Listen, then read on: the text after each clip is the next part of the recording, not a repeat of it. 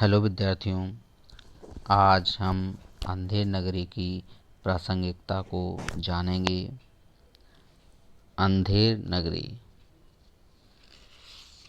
यह भारतेंदु हरिश्चंद्र का लिखा हुआ एक ऐसा नाटक जो एक शताब्दी बाद भी अपनी प्रासंगिकता का महत्व रखता है। यह समसामयिक संदर्भों में हमारे आसपास एक जीवंत नाटक है। यह एक युगबोध की कसौटी है जो आज के समाज में भी इसका महत्व परिलक्षित होता है। वर्तमान में इसकी क्या प्रासंगिकता है, इस संदर्भ में हम आज इस पर चर्चा करेंगे। अंधेर नगरी भारतेंदु हरिश्चंद्र द्वारा रचित प्रहसन अंधेर नगरी अपने युग का कुशल चित्र है। इसमें भारतेंदु जी ने तत्कालीन शासन व्यवस्था और सामाजिक व्यवस्था का जीवंत चित्रण किया है। वह सर्वथा एक नवीन युग के निर्माता रहे। उनका दृष्टिकोण एक पुष्ट, सबल और स्वस्थ समाज का रोपण करने वाला था। उन्हें अपने समाज और राष्ट्र के अतीत से गहरा लगाव था।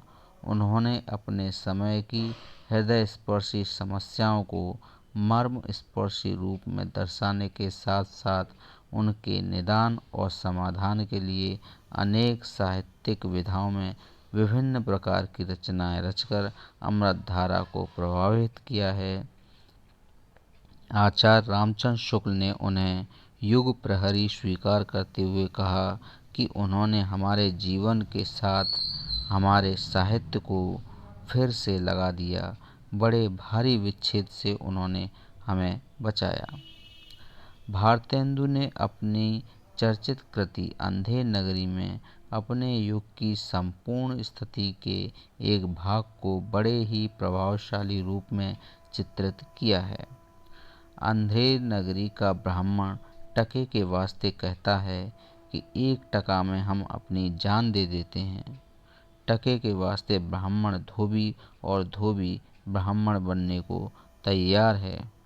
यही नहीं, टके के वास्ते सच को झूठ की गवाही भी संभव है और टके के वास्ते पापिष्ट को धर्मात्मा और धर्मात्मा को पापिष्ट बनाया जाना संभव है। टका ही पुण्य, टका ही पितामह, टका ही अनमोल पदार्थ है। इस प्रकार रचनाकार ने अंधेर नगरी में सब टके का ही खेल और चमत्कार दिखाने का प्रयास किया है। इस प्रहसन में उस अतीत कालीन अंग्रेजी सत्ता का चित्रण है जिसमें शासक प्रजा का अनादर तिरस्कार किया करते थे। भारतेंदु की रचना में ऐतिहासिक तथ्यों का सत्य निरूपण किया गया है। अंग्रेजी सरकार किस प्रकार से भारी टैक्स के द्वारा भारत के उद्योग धंधों को समाप्त करने में लगी हुई थी। हमारे अतीत कालीन उद्योग धंधे समाप्त होकर उस समय पर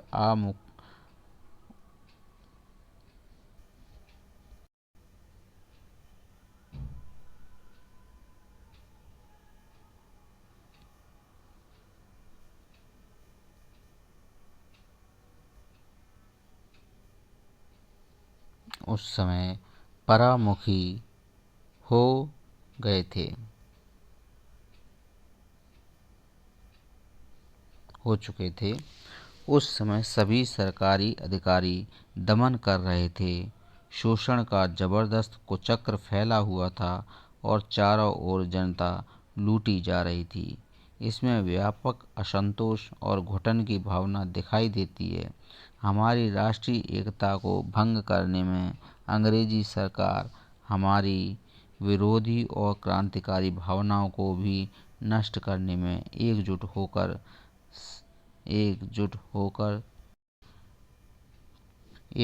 होकर सक्रिय हो रही थी। अंधेर नगरी का चूरण वाला इसी प्रकार के युगबोध का यथार्थ चित्र प्रस्तुत करता है। निम्न पंक्तियों को देख लीजिए। चूरन नाटक वाले खाते, इनकी नकल पचा कर लाते। चूरन सभी महाजन खाते, जिससे जमा हजम कर जाते। चूरन साहब लोग जो खाता, सारा हिंद हजम कर जाता। चूरन पुलिस वाले जो खाते, सब कानून हजम कर जाते।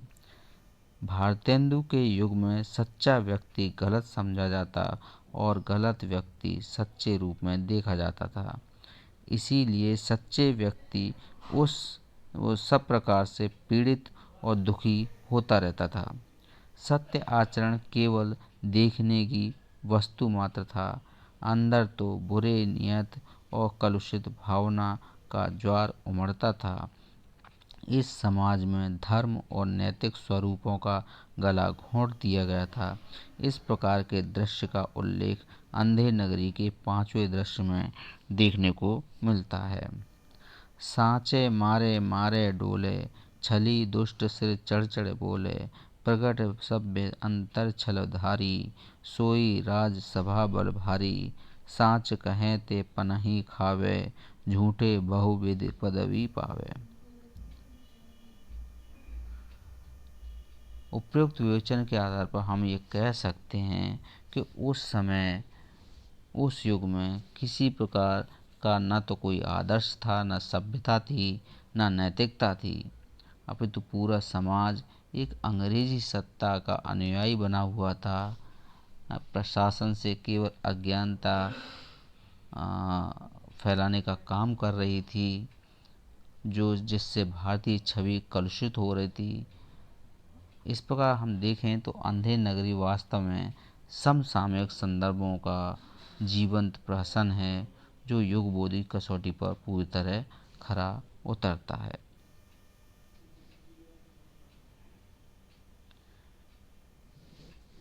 तो यह अंधे नगरी पर एक छोटा सा विवेचन था, एक समीक्षा जो कि उसकी प्रासंगिकता को दर्शाता है। उम्मीद है यह वीडियो आपको पसंद आया होगा। अगले वीडियो में नई किसी टॉपिक के साथ फिर मिलेंगे। नमस्कार।